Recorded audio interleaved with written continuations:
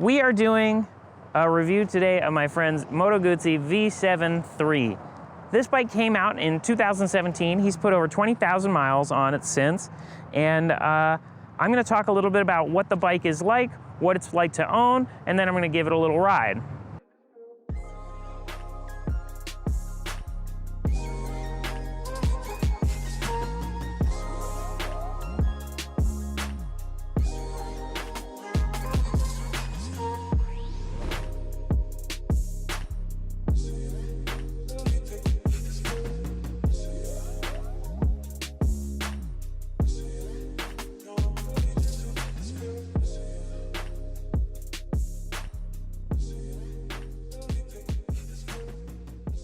So I'm here with my friend's Moto Guzzi V7iii Stone. The V7iii came out in 2017. It is an air-cooled shaft drive 750cc motorcycle that puts out about 52 horsepower, 44 pound-feet of torque, has a 5.5 gallon fuel tank that gets about 48 miles a gallon advertised. It is about 460 pounds wet and a very fun little bike that I'm excited to ride today. The V7iii got a new frame, new suspension, smoother transmission, lighter clutch, and they updated the engine pretty significantly. You've got 10% more power over the V7 II. The V7 II was a huge upgrade from the V7. It got a bunch of electronic rider aids like traction control and ABS. This just improves on that. You've got more sensitive traction control. I think the ABS is the same, to be honest, but it's just generally an upgraded bike. So if you have to choose between the two, I would get the 3. And if you have to choose between the 2 and the 1, definitely go for the 2, but this is definitely the best model out so far. So I wanted to talk a little bit about owning the V7iii. Obviously, I think the first question on everybody's mind is reliability. These small block Guzzi engines haven't changed much over the years, and they actually tend to be pretty reliable if you stick to the maintenance schedule. There is relatively frequent maintenance required, and a few small faults with this bike that people pretty commonly experience. So some of the small problems that I mentioned that owners do report, and I've done some research. I've talked to the owner of this bike, who I think I've mentioned has ridden this bike for more than 20,000 miles. Just a couple little niggling things. They're not major mechanical faults, but things to be wary of. A lot of owners have mentioned check engine lights. It seems like most commonly the reason for that tends to be the O2 evaporation sensors going bad. They're pretty cheap. I think they're like $5–10 per sensor. There are 2 of them, and you just swap them out. It tends to clear the code and be fine. So that's one fairly common failure. I don't believe the owner of this bike has experienced it in 20,000 miles, but if you own one and you've experienced it, I don't know, that's probably why. Wouldn't freak out. Owners who have experienced this don't report any problems driving the bike. It seems to run fine. It's just emission stuff. One common issue people notice, the owner of this bike has noticed, is that a lot of times you'll find when you're replacing the air filter that there is oil in the air intake box. We're talking a couple tablespoons. It's not a huge deal. I believe there are catch cans you can get. This is a problem that's been on the older V7 models as well, but it's just something you got to deal with. You dunk some paper towels in, soak them up, and you should be fine. So another annoying thing that some owners report, and I've noticed riding this bike, is that the kickstand can be a little sticky. So some owners will lubricate that occasionally. It's not a big deal, but can be a pain in the ass. Just one of those ownership things you got to be aware of. Finally, just something I noticed, and the owner has taken some steps to address, but the fasteners, some of the fasteners on this bike are not super high quality. They will rust. The owner of this bike lives near Venice, California, which is by the ocean, and some of the bolts got a little rusty. So he has gone through and replaced a lot of different hardware on this bike with stainless replacements, and everything has been fine. But that's just sort of that Italian build quality, which is otherwise actually really good on this bike. I think the bike is really well put together. I think one thing that a lot of people are worried about when they're looking at Italian bikes is how reliable is it. I think overall this bike is pretty reliable. This bike statistically might not be at the same level as a Honda or a Yamaha or any of the other Japanese bikes, but it really is a pretty well put together little bike that's not going to leave you stranded. Mechanical issues can be staved off by sticking to that service interval. So this is something that I think a lot of potential owners need to think about when they're buying a bike. One thing I think a lot of potential owners should think about when they're buying a bike is service intervals. This bike has pretty frequent service intervals, every 6,000 miles, and you have to do kind of a lot every time. So if you're doing this as your daily commuter and you're putting a lot of miles on, this bike may be difficult, especially if you don't do your own work on the weekends. I'll let this fucking diesel Raptor or whatever. Okay. So every 6,000 miles, you have to do a few different things. So obviously the oil change, oil filter, air filter, spark plugs, which is pretty easy to do because you're taking those valve covers off to get to the valve adjustment as well.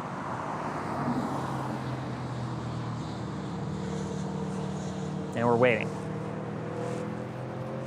So every 6,000 miles, you have to do a pretty heavy service interval, which is an oil change, oil filter, air filter, spark plugs, valve adjustment. Every 12,000 miles, you're also doing the final drive oil in the shaft drive. Every 6,000 miles, you're doing a few different things. Oil change, oil filter, air filter, spark plugs, valve adjustment, and the final drive oil in the shaft drive every 12. Every 6,000 miles, you have to do a few things. You have to do an oil change, oil filter, that's pretty standard. Air filter every 6,000 is a small air filter. I think Guzzi's going crazy on that, and most people probably don't do that. Spark plugs, most people probably don't do, but should be relatively easy to get to because you have to take the valve covers off anyway. You have to do a valve adjustment every 6,000 miles. That can be done at home, unlike, say, one of the Ducati bikes, which have special tools required to do their valve adjustments. Big pain in the butt. You can save a lot of money by doing that yourself. You can do the valve adjustments yourself at home. If you have a center stand, some kind of way to lift the bike, much easier, you can do that. Without it, it's going to be very difficult. If you're going to a service center, you're going to have a lot of trouble because there are not a lot of dealers or people who work on Italian bikes in especially rural areas. I know where I was in Western Massachusetts for a while, there was one guy and he was like 45 minutes away, and he did not have many parts. Parts are coming from Europe for the most part, and they take a long time to ship out here. So I feel like I've talked about this bike a lot. Let's just go for a ride. Okay.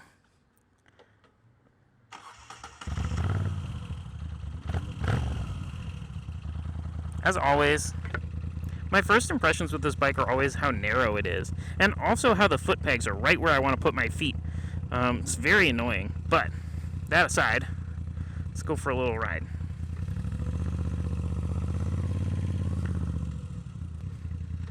So we're riding the Moto Guzzi V7iii in Malibu, and beautiful day for a ride. This bike is light and nimble, and Moto Guzzi apparently smoothed out the transmission for this sort of iteration of the V7. I don't know how, because it's not very smooth, in my opinion. It's very, like, cruisery, Harley-ish, you know, real chunky. Feels like you got to put a lot of work in to switch gears, but it is, I mean, I guess it's smoother. It's just still takes a lot of effort to switch gears.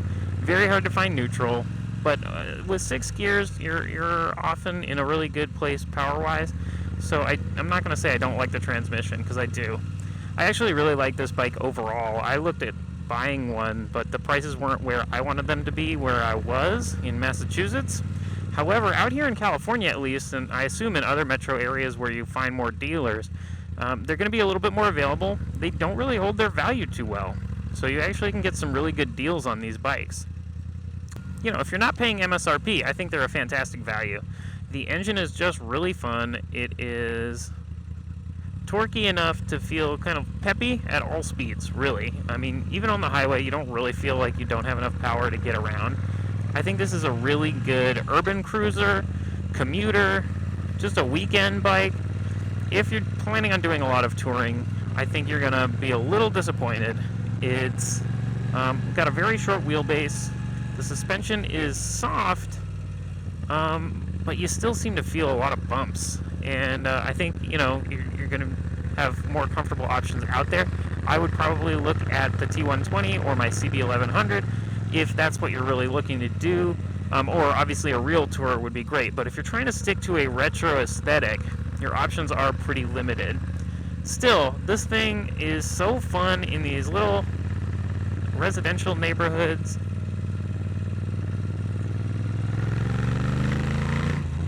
I do wish, I mean, unfortunately it doesn't rev very high, and that's why you know, when you're trying to really gun it, you do wish it had a higher RPM limiter. but it's really good for just cruising around and feeling comfortable, and the torque is such that you're kind of always in the power band. I'm a big fan of this bike.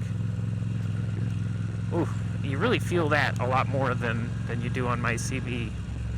So these just the little road imperfections, you know, I can see why my friend stands up to go over bumps like they told you to do in the MSF course, but I'm just not really used to it because it doesn't matter in my Honda. The suspension's so plush. Here, definitely, you feel it. I am complaining a lot. I'm nitpicking, but honestly, the engine's a peach. The fueling is really good. The clutch is pretty light, and I think it's pretty like intuitive. You know, sometimes you'll get on a new bike. Get on a new bike, and it's kind of hard to get used to. Not so with this bike. I think the hardest part for me is both the kickstand and the foot peg position. While you're riding, the riding position is super neutral. I actually think the sort of mid-peg setup here is probably the most neutral one I've ever ridden with regards to my legs. So although they are in an annoying place when you're stopped, I spend most of my riding with my feet up, so that's not a problem. Look at that view, not bad. Very comfortable bike. When you've got the engine going, you know, you don't feel the vibration so much. Kind of like a Harley. While you're stopped, it's shaking around, and you do have to worry about it shaking bolts loose, especially like right off of the factory. That's something I've read a lot of people have issues with. But when you're just riding around, you don't have to worry about those things. You keep up with the maintenance, you don't have to worry about getting, you know, Italian reliability issues. It's not a problem. This bike, yeah, it's nice. This bike's real nice. For 2-up, this bike, it's doable. It's got a decent seat from the factory, and I won't say it's huge. It will be cramped, but I'm a hefty boy, and I don't have any problem putting my girlfriend on the back. The owner of this bike, likewise, he'll take his wife on the back all the time, and they're relatively comfortable doing it. It's, again, not a touring bike, but for just cruising around, having a good time, just a real peach.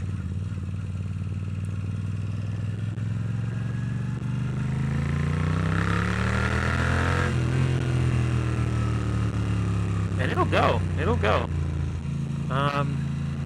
Who is this bike for? I think this bike would be really good for newer riders, or someone who's not planning on doing a lot of touring.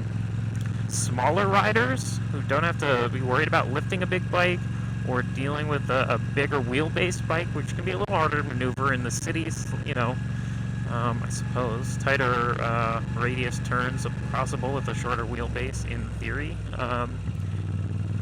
So I would say you want to avoid it if you're planning on doing heavy touring, or, you know, if you're a much bigger rider, I think you'll feel a little cramped, especially if you plan on doing 2-up.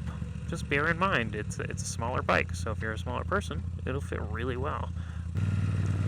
If you can get a good deal on these, I think they're a really fun bike.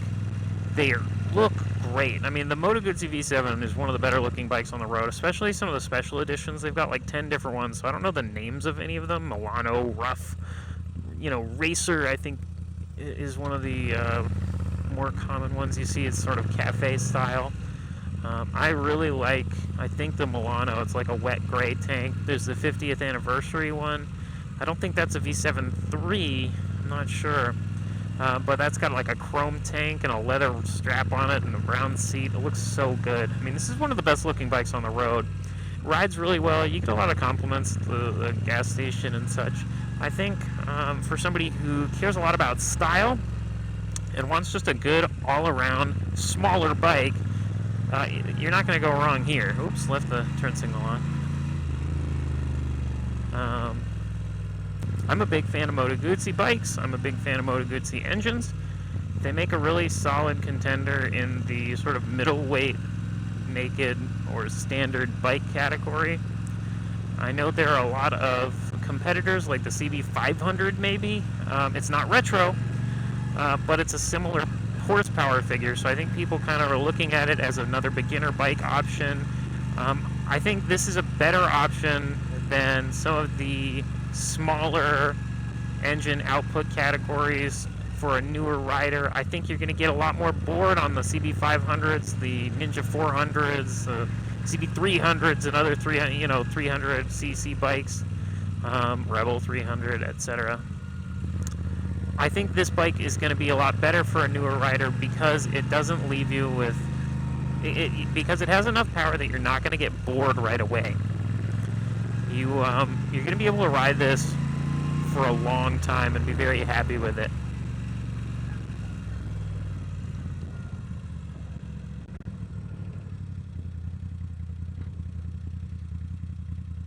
Finding neutral's hard, I will say that. There we go. You can feel it rattling around. Really nice bike, though. And then when people are talking about the kickstand, I think it's hard to find because it's tucked right in there, and it's sticky. And you got a long arc there. But it's a really good bike. So I hope that answered any questions you guys might have had. If there's anything else, leave a comment below. And if you have any bikes you want me to review, I would really love to. Thank you.